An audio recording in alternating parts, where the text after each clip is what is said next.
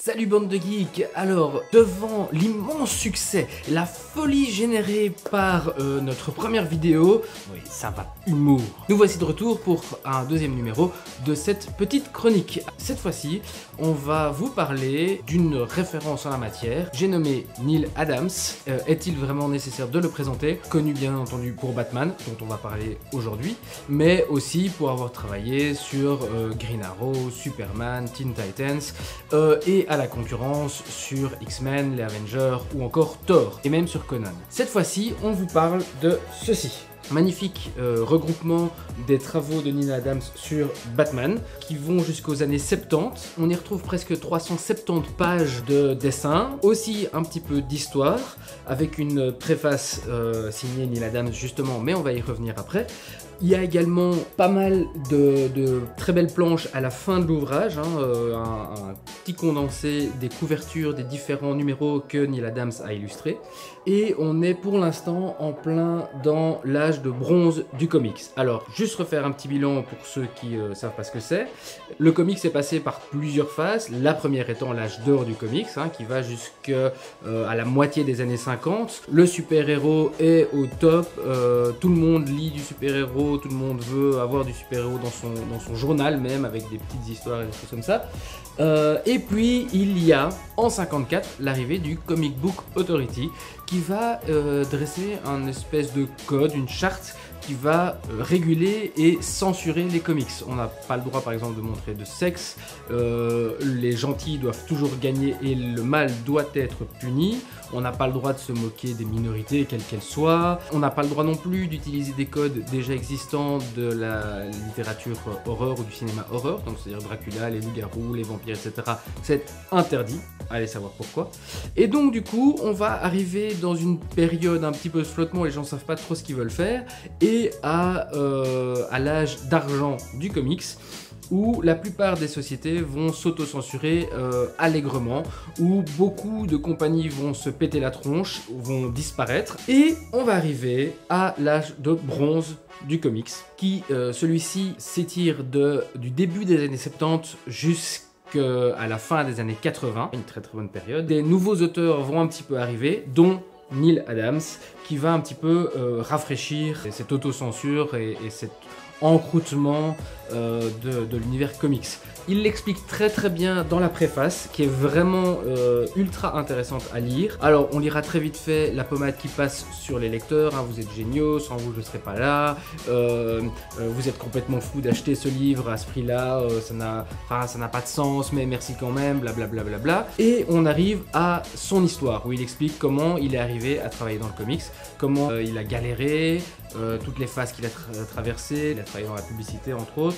Comme vous voyez, il y a un tome 1 ici, parce que le livre, cette bible est destinée à sortir en 2 volumes. Lui, il conseille d'attendre pour acheter les 2 d'affilée, pour vraiment se les bouffer d'affilée et vraiment constater l'évolution de son travail. Parce qu'effectivement, au début de sa carrière, Batman, il est encore un petit peu dans l'âge d'argent. Donc au début, il est vraiment avec quelque chose d'ultra kitsch, ultra cucu, ultra nunuche, notamment la toute première histoire, parue dans The World's Finest Comics numéro 175, donc sorti en 68, qui s'appelle Les Escadrons anti-Superman et Batman. Donc ce sont des gangsters qui en ont plein le dos de Batman, qui les met en prison, qui contrecarrent leur plan diabolique, et qui décident de s'habiller avec cette magnifique combinaison qui ressemble à celle de Batman, mais avec une tête de mort au milieu de la chauve-souris, et dont leur cri de ralliement est « Meurs Batman, meurs !» Oh mon dieu, c'était vrai méchant.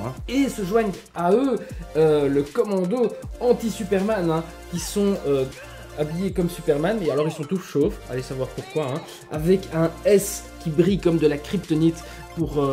alors c'est pas de la kryptonite, c'est juste un truc fluo, mais c'est pour montrer que ils sont anti-Superman. Et ensemble, ils vont essayer de mettre à mal et de tuer les 2 super-héros lors de leur annuel duel où Superman et Batman se donnent des défis et des énigmes mutuellement, et le gagnant peut remporter des cadeaux offert par son concurrent, comme par exemple le slip de Superman ou la tête de président qui s'ouvre avec le bouton pour ouvrir la Batcave, enfin des conneries comme ça, un Batarang, voilà, vraiment des trucs débiles.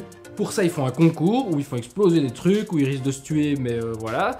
Et ces méchants gangsters de l'escadron anti-Batman et Superman, eh bien, ils vont piéger les épreuves pour essayer de les tuer. Mais c'est sans compter sans le génie de Batman et de Superman qui va réussir à déjouer leur plan. C'est vraiment une histoire, mais d'un naze, mais on se marre. Enfin, moi, je me suis énormément marré en lisant ça. Tout est quelque chose au début. Et ça évolue. Et c'est pour ça que Neal Adams, il vous conseille réellement de lire les deux d'affilée. Parce qu'on constate une véritable évolution tout au long de l'histoire. J'en veux pour preuve Batman et les Teen Titans, sortis en 69, donc à peine un an plus tard. Mais on a déjà une véritable évolution avec des couvertures somme toute beaucoup plus mature et assumée. Voilà, donc on voit Robin qui pisse le sang, on voit Kid Flash, etc. Et Batman qui a l'air vraiment désespéré et qui fait une super tête. Enfin voilà, et ici effectivement des histoires beaucoup plus sombres. Et c'est à cette époque-là que Neal Adams va créer Man-Bat, qu'on va retrouver plus tard dans la série animée Batman, hein, et qui est pour moi un des super némésis de Batman. Enfin, il est vraiment ultra intéressant. Et donc c'est à cette époque-là que Neal Adams va créer ce personnage-là. C'est lui le créateur de Man-Bat. Bon, il s'est un peu planté sur le nom, mais bref. Des dessins magnifiques, vraiment magnifiques. Une page de l'histoire, enfin plus qu'une page, hein, 370 pages de l'histoire du comics. Le tome 1, Batman la légende de Neal Adams, paru chez DC, enfin chez DC et Urban Comics, ici chez nous. 35 €, 370 pages à peu près. Une belle préface avec une petite biographie de Neal Adams. Des histoires qui montrent une belle évolution de l'âge d'argent à l'âge de bronze. On termine avec une postface de nouveau de Neal Adams où il conclut et où il tease un petit peu le tome 2. Et enfin, on termine avec toute une série de couvertures assez sympathiques pour lesquelles Neal Adams a bossé. Ah oui, ici, encore une chose, on ne voit pas que Batman dedans. C'est une très belle sélection parce qu'on va voir plein d'autres personnages. Alors bien sûr on va voir Superman, je l'ai déjà évoqué. On va voir du Supergirl, on va voir du Batgirl, on va voir du Teen Titans, on va voir du Green Arrow. Voilà, on va voir du Man-Bat, hein, ça je l'avais déjà dit, Robin et compagnie. Donc on a un vrai panel de ce qui se faisait chez DC. Il n'y a aucune raison de ne pas lire cette chose parce que c'est vraiment très intéressant. Très facile à lire, des histoires courtes, donc ça c'est aussi agréable. Et c'est quelque chose qu'on peut relire, c'est pas pénible à lire, c'est vraiment agréable.